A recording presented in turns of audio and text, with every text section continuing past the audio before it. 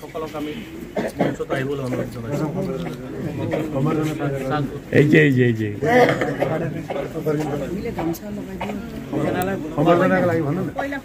ইয়াৰ আগতে আমি দুগৰাকী ব্যক্তিক আমি ফুলাম গামোচাৰে সম্বৰ্ধনা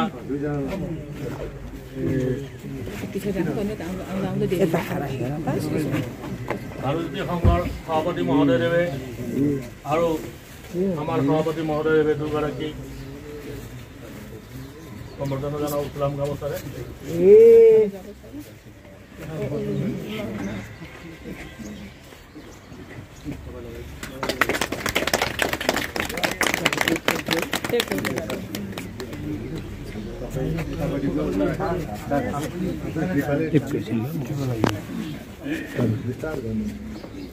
अच्छा माला थियो नि कसले माला दुईजना अर्कैले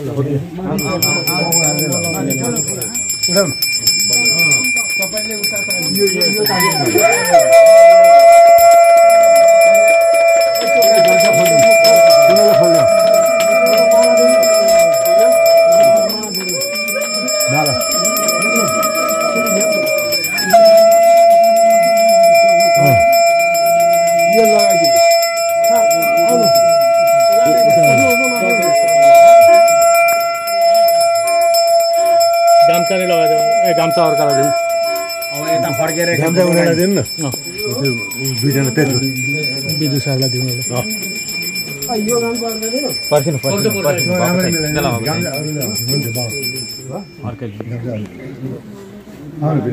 प्रतिमूर्ति আমাৰ ফুলাম গামোচা যাচিবলৈ আমাৰ আমন্ত্ৰিত অতিথি বিজুলোচন ৰায়দেৱক আৰু চন্দ্ৰমণি উপাধ্যায়দেৱক আমি অনুৰোধ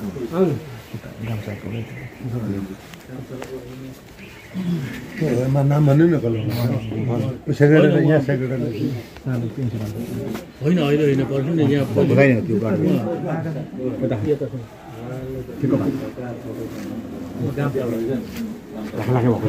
उहाँहरूले उहाँ उडाउनुहुन्छ भरे हामी होइन महाविद्यालय माननीय अध्यक्ष স্মারক সুখদেব অধিকারী স্মারক আমি আমন্ত্রণ করছি।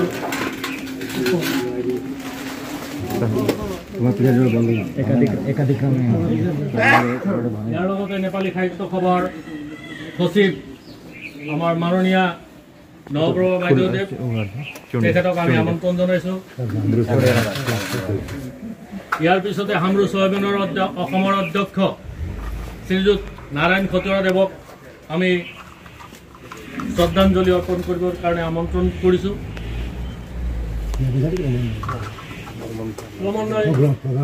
প্ৰভাকৰ বৰ্মন ছাৰ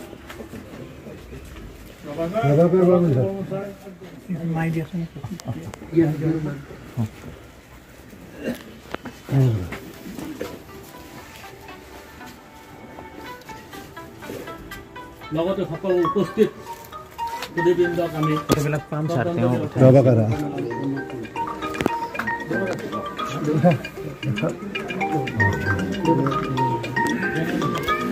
दुईजना सम्बर्धना भित्रै गर्ने भित्रै गर्ने यहाँ अप्ठ्यारो भयो।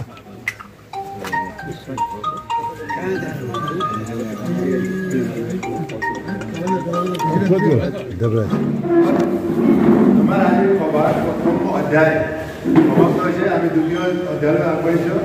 ইয়াৰ পিছত আছে অতিথিসকলৰ চিনাকি পৰ্ব ও সম্বৰ্ধনা। নেপালী সাহিত্যৰ একাডেমিৰ সদস্য চন্দ্ৰমণি উপাধ্যায়দেৱে নেপালী ভ্ৰমণ কৰিব। প্ৰথমতে আমি সভাপতি আমি আলোড়িত বেশি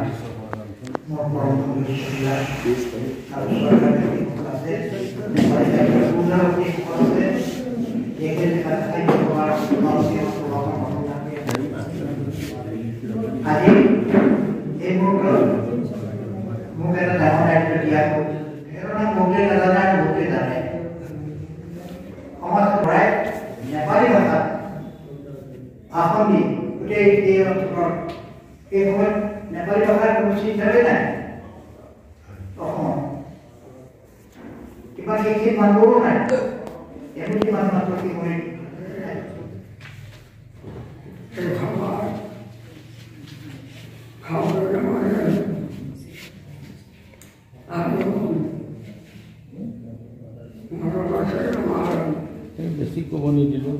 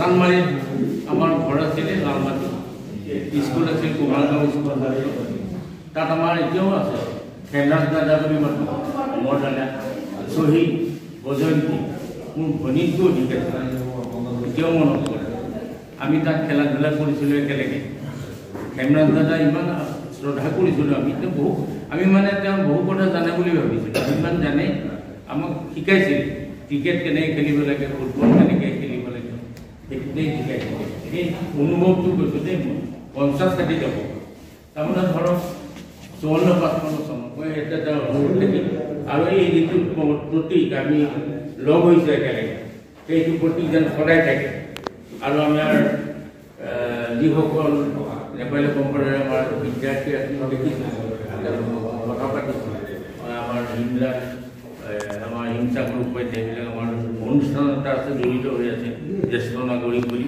তেখেতসকলৰ আহ্বান জনাইছে আমি যেন এই বস্তুটো হেৰাই নাপাওঁ ইজনে সিজনক এতিয়া বয়স হৈছে ইজনে সিজনক যেনে আমি সমন্বয় প্ৰতীক হিচাপে ৰাখিব পাৰোঁ সেইটো চাব লাগিব আৰু নেপালী সাহিত্যই যি ধৰণে অসমীয়া সাহিত্য আগবঢ়াই নিছোঁ সেইটোক আমি অতুলনীয়ভাৱে তেখেতক সন্মান জনাব লাগে বিশেষভাৱে মই ছবিলাল উপাধ্যায় ছাৰক মই কৈছোঁ কাৰণ তেওঁ বন্ধু যদিও তেওঁ মোতকৈ ডাঙৰ তথাপিতো তেখেত মোক বহুত উৎসাহ দিছে মোৰ যিটো অনুষ্ঠান জ্যেষ্ঠ নাগৰিক ভৱনত তেখেতেই গৈ অকল বহি পেলাই মানে কথা পাতে আমাৰ তেওঁৱেই মানে মোক অন্ততঃ এনকাৰেজ কৰিছিলে তেখেতে আৰু কিতাপবোৰ দেখুৱাইছোঁ এনেকৈ পঢ়িব লাগে কি কৰিব লাগে তেখেতৰ পৰা মই বহুখিনি শিকিছোঁ আৰু আপোনালোকৰ যিটো প্ৰতীক এইটো অতুলনীয় মানুহ আচাৰ্যৰ লগত আমাৰ যিটো পেছাদাৰৰ লগত যিটো লগ সংগীত কৰি দিলে সংহতি এই সংহতিটো মই ক'তো দেখা নাই এইটো যাতে অতীত থাকে আৰু আমি যেন সদায় মিলি জুলি নেপালী বুলি নহয় নেপালী অসমীয়া বুলি নহয় আমি ব্যক্তি এজন সন্মানীয় ব্যক্তি বা স্বীকৃতিপ্ৰাপ্ত ব্যক্তি হিচাপে আমি চিনাকি দিব পাৰোঁ সেইখিনি মই আশা জনাইছোঁ আজিৰ দিনটো শিল্পী দিৱস এটা ঐতিহাসিক দিন বুলি মই ভাবোঁ আজি ভানুজ্যোতি সংঘই ৰূপকুমাৰ জ্যোতিপ্ৰসাদ আগৰৱালা ভানুভক্ত আচাৰ্যদেৱৰ প্ৰতিমূৰ্তি উন্মোচন কৰি যি এটা মেছেজ দিব খুজিছিল সেই কথাটোকে মই যেনেদৰে বুজিছোঁ তাকে মই সংক্ষেপে আপোনালোকৰ ওপৰত দাঙি ধৰিবলৈ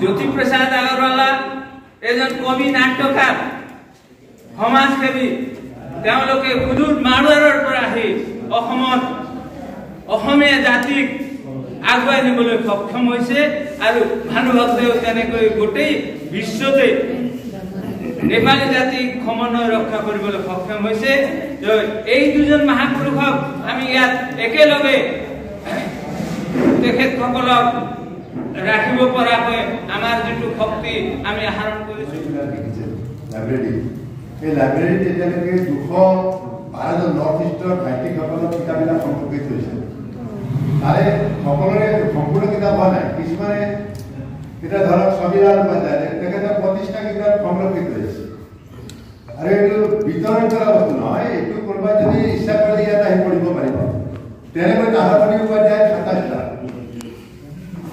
তেনেদৰে বিশ্বনাথ উপাধ্যায় মানে গোটেই নৰ্থ ইষ্টৰ গোৰ্খাসকলৰ কিতাপ সংৰক্ষিত হৈছে অসমীয়া ভাষাৰ কিতাপ আমি সংৰক্ষণ কৰিবলৈ আৰম্ভ কৰিছোঁ এই আলোচনীবিলাক এটা মানে বিশ্বনাথ এমএলএ বিশ্বনাথ উপাধ্যায়ৰ নামত তেখেতৰ জীয়ৰী লাৱণ্য দেৱী আমাৰ দিছিল লাৱণ্য দেৱী আমি সকলোৱে চাহসকলৰ আমাৰ ডক্টৰ মৃধাদেৱ আছে আমি সকলোৱে মিলি আমি এটা সমন্বয় অনুষ্ঠান আৰু এটা অনুষ্ঠান কৰোঁ গতিকে আপোনালোকে মই দুআষাৰ সামৰি মই আজি সভা ভংগ কৰি সংলৈ সকলোলৈ স্বাগতম জনাইছোঁ আজি এটা পবিত্ৰ দিন আজি ঢেকীয়াজুলিৰ মাজমজিয়াত সমন্বয়ৰ এটি অনুষ্ঠান সংগঠিত হৈ গ'ল আমি দেখা পাইছোঁ সমস্ত কথাবিলাক আমি পাইছোঁ ইয়াৰে ভানুজ্যোতি সংঘৰ সভাপতি আমাৰ মাজত আছে ডাঙৰীয়া এই অনুষ্ঠানটো যে প্ৰতিষ্ঠা হৈ গ'ল কেনেকুৱা ধৰণৰ মানসিকতা লৈছিলে কেনেকৈ আপোনালোক আগবাঢ়িছিল অকণমান ক'ব নেকি চাওক আমি 2002 চনত ভানুজ্যোতি সংঘ প্ৰতিষ্ঠা কৰা হৈছিল ইয়াৰ একমাত্ৰ উদ্দেশ্য হ'ল এই অঞ্চলত বসবাস কৰা জাতি জনজাতি বিভিন্ন জনগোষ্ঠীৰ মাজত একতা আৰু সমন্বয় সেইটো আমি বিচাৰিছিলোঁ অৱশেষত গৈ লৈ পেলাই আমি জ্যোতি প্ৰসাদ আগৰৱালা আৰু ভানুভক্ত আচাৰ্যক আমি বাছি ল'লোঁ দুয়োজন মহিষীৰ নামত আমি আমাৰ সংঘ ৰাখিছোঁ ক্লাব ৰাখিছোঁ ভানুজ্যোতি ক্লাব আৰু ক্ৰমান্বয়ে ইয়াক আমি আগুৱাই নিছোঁ তেওঁলোকৰ আদৰ্শ আমি সমাজত প্ৰচাৰৰ কাৰণে আৰম্ভ কৰিছিলোঁ, এতিয়াও আছে, ভৱিষ্যতলৈ থাকিব। আমি তেওঁলোকৰ আৱক্ষ মূৰ্তি দুটা সুদূৰ ৰাজস্থানৰ পৰা মাৰ্বলৰ পাথৰেৰে সজোৱা মূৰ্তি আনি আমি ইয়াত প্ৰতিষ্ঠা কৰিছোঁ। আমাৰ এই যিখিনি আমি ভাবিছোঁ সমন্বয়ৰ কথা, সমাজক আগবঢ়াই নিয়াৰ কথা, সকলো জাতি জনগোষ্ঠীৰ ভাষা সংস্কৃতি একেলগে থাকিলে অসমখন উন্নতি হ'ব, যিটো আদৰ্শ জ্যোতিপ্ৰসাদ আগৰৱালাৰ আছিল। গতিকে আমি আগবাঢ়ি যাম বুলি পেলাই আশা ৰাখিছোঁ। ভৱিষ্যতে জেনেৰেশ্যনে সেই উপলব্ধি কৰিব আৰু আমাৰ আদৰ্শকে ল'ব বুলি ভাবি আমি এই পন্থাত আগবাঢ়ি गए आछौँ। धन्यवाद আপোনাৰ दिग्दर्शनसम्म आफूहरू सबैलाई सादर अभिवादन छ, स्वागतम छ। आज असमको मुटु ढेगाजुली शहीद नगरी ढेगाजुलीमा एक विशेष ऐतिहासिक एउटा घटना सङ्गठित भएको छ। यहाँ आज समन्वयका प्रतीक नेपाली भाषाका आदि कवि भानुभक्त आचार्य र असमका समन्वयका प्रतीक रूपकुमार ज्योतिप्रसाद अग्रवालाको दुईटा शालिग प्रतिष्ठित भएको छ, स्थापित भएको छ। र यो भानु सङ्घ, भानुज्योति जुन सङ्घ हो त्यसको उद्योक्ताहरूको चेष्टामा आज हामीले त्यो एउटा विरल एउटा मुहुर्त हामीले देख्न पायौँ। हामीसँग हुनुहुन्छ यहाँकै सम्पादक, तपाईँ अभ्यर्थना समितिका सभापति हुनुहुन्छ देवी प्रसाद अधिकारीज्यू। यो कुरो कसरी तपाईँहरूका मनमा आयो यस्तो खालको समन्वयात्मक कार्य गर्नका लागि भानु र ज्योतिको, यस विषयमा अलिकति भनिदिनु पर्यो। धन्यवाद। दिग्दर्शन असमका समूह टिमलाई मेरो नमस्कार। हामीले 2001 सनमै ढेकाजुलीमा जब हामी विभिन्न ठाउँबाट आएर बसोबास गऱ्यौँ, त्यो समयमा नै हामीले समन्वयको एउटा कल्चर यहाँ बनाउनुपर्छ भन्ने धारणा लियौँ। त्यस समयमा त्यो धारणा लिने व्यक्तिहरूमध्ये हाम्रा सर्वश्री छविलाल उपाध्याय, नरेश्वर उपाध्याय, हिमसागर उपाध्याय, दामोदर उपाध्याय, भवानी उपाध्याय, नारायण खतिवडा, हेमन्त चाम्लागाई, यसरी हामी धेरैजना भेला भई यो कुराको त्यतिबेर छलफल गरेका हौँ। र त्यही उद्देश्यले नै हामीले सङ्घ एउटा स्थापना गर्ने उद्देश्यले भानुज्योति सङ्घ नाम दिएर त्यो समयमा नै हामीले आजको यो जुन कार्य भयो त्यसको हामीले चिन्ता गरेका हौँ। र आज 22-23 वर्ष हामीले यो चलाएपछि समन्वयका विभिन्न कामहरू गऱ्यौँ। यहाँ विभिन्न कवि गोष्ठी भए, बहुभाषी कवि गोष्ठी भए, दुर्गा पूजाहरू भए, सबै समन्वयका काम गर्दै आएर आजभन्दा 1 वर्ष अघि हामीले यो मुखले मात्रै भनेर हुँदैन, हामीले कार्यक्षेत्रमा देखाउँ भनेर भानुभक्त र ज्योतिप्रसाद अग्रवालको मूर्ति बनाउन हामीले राजस्थान पुग्यौँ। राजस्थानमा अर्डर गरेर आएपछि 1 वर्ष लाग्यो। अलिकति आर्थिक अनटन पनि भयो। श्रद्धा नरेश्वर सरले हामीलाई त्यसमा सहयोग गर्नुभयो र हामीले मूर्ति ल्याउन सक्षम भयौँ। आज यो समूचा शोणितपुर जिल्लाका विशिष्ट व्यक्तिहरूका अगाडि आज त्यो मूर्तिहरू उन्मोचन भए र हामीलाई खुबै गौरव छ। यसमा हाम्रा दूरदर्शन असमले पनि समयमा आएर हामीहरू खबर नगर्नु भएको होइन, उहाँहरूले नै खबर गर्नुभयो, अन्य अनुष्ठानले नै खबर गरे र सबैको आशीर्वादमा आज यो हाम्रो काम सम्पन्न भयो। हजुर, एउटा कुरो के छ भने अब जस्तै समन्वयको कुरो छ, नेपाली भाषाभाषीको बिचमा आज भानुभक्त आचार्य प्रतिष्ठित हुनुहुन्छ मनमुटुमा। उतापट्टि असमिया समाजमा कुँवर ज्योतिप्रसाद अग्रवाला, यो समन्वय गर्न जाँदा तपाईँलाई निकै असुविधा पनि पर्छ होला। कस्तो खालको सहयोगिता, कस्तो खालको के परिकल्पना? हाम्रा तर्फबाट कुनै असुविधा भएको छैन। हामीले इतिमध्ये मैले भनिसकेँ, बहुभाषिक कवि गोष्ठी गऱ्यौँ। त्यहाँ बङ्गाली कवि, आदिवासी कवि, बोडो कवि सबैलाई बोलायौँ। यहाँ राम्रो तरिकाले भयो। हाम्रा विभिन्न अनुष्ठानहरूमा असमिया विद्वानहरूलाई पनि बोलाएर उहाँहरूलाई मुख्य अतिथिको दर्जा दिएर हामीले काम गऱ्यौँ। तर असम साहित्य सभालाई हामीले बार अनुरोध गरेका खण्डमा पनि उहाँहरूले एउटा बहुभाषिक एउटा गोष्ठीहरूको मिटिङ यहाँ सभा गर्न सक्नु भएको छैन। आज असम साहित्य सभाका सभापति ढेकाजुली शाखाका आउनुभएको थियो, उहाँलाई मैले फेरि आज पनि मैले बिन्ती गरेँ र उहाँले यो काम हामी छिटै गर्छौँ भन्नुभएको छ र समन्वय हुँदै जान्छ, हामी काम गर्दै जानुपर्छ र यसमा म आशावादी छु। बहुत धन्यवाद छ तपाईँलाई, किनभने यो एउटा अहिले असम क्षेत्रमा समन्वयको भारतभरिमै विश्वमै समन्वयको आवश्यकता छ। तपाईँले जुन पहल एउटा गर्नुभयो त्यो सफल होस्, सबैको कृपा दया होस्, भगवानको दया गर्दछु। नमस्कार।